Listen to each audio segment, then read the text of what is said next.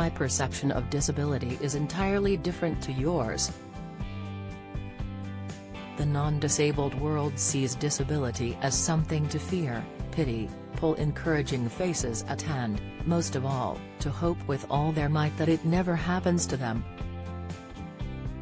Because wouldn't that be awful? It's not actually. I'm quite happy being disabled, please don't take it away from me, I'm alright. It's part of my identity, it's who I am.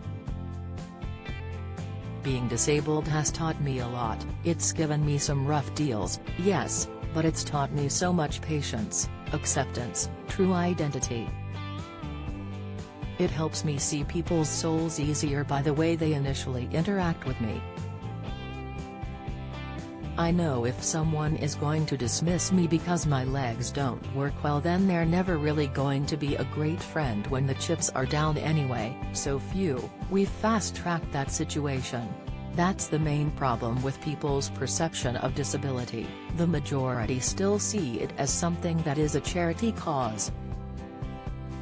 Why are our needs not met like everyone else's in the usual infrastructure of society?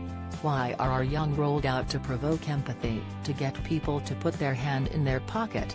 And what on earth is that teaching the young people in my community about their value? My life is smattered with not being able to get into the same places, events as other people, taxis turning off their light as they see me, doctors dismissing new symptoms as not really worth investigating, and people presuming that I'm incapable of many of even the most basic of things. None of that is my disability, it's other people's attitudes, and attitudes are the thing that disable me the most. How suddenly less is expected of you. The enjoyment people get from doing the simplest of things. Like how putting the willy bin away has gained me many spontaneous rounds of applause from passing strangers over the years. To be fair, it is a wheeled duet dance of beauty. People will marvel as I pass them carrying 4 drinks back from the bar. The delight and pointing as I pass at a festival carrying all the camping gear. And sometimes I've been congratulated for just being there, anywhere. That's the thing we battle the most besides the lack of access, people's expectations. I get it. We've all inherited this way of looking at disability, as something to be pitied.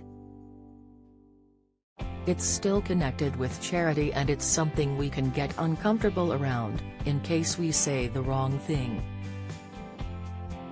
The only way we can change this is together. We're just people, we're everyone, we're across all cultures. It's difficult because we all need to shake off the attitudes we've all inherited, the ones much of our media sadly quite often still portray.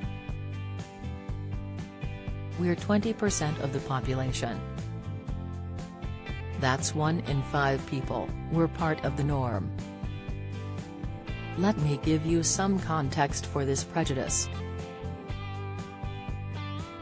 If I had my current access requirements but we were in the 1980s, I'd be locked in a care home, I would not have been able to enjoy the independent life and career I've had.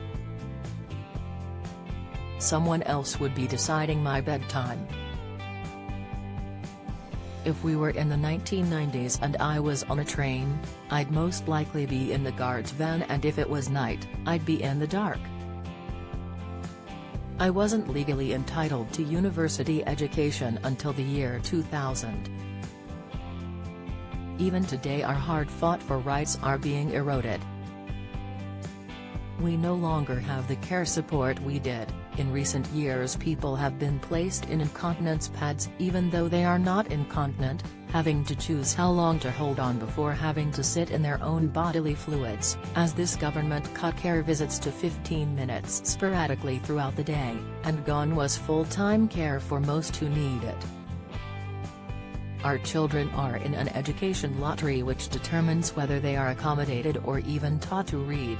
It is not against the law to not teach nonverbal disabled young people to read. Some of us are only merely taught in pictures, our main form of communication therefore taken away from us. Our news stories aren't usually in the media. When COVID started, where were the sign language interpreters? The easy-read document for learning disabled people? Members of our community were ignored and left unknowing as the pandemic and the threat of death unfolded around them. Introducing Disabled Britain, Doing It For Ourselves by Rachel Charlton Daly, guest editor and founder of the unwritten Disabled Britain, Doing It For Ourselves, is a week-long series across the Daily Mirror's print and digital platforms, showcasing the lives of disabled people and the issues important to us.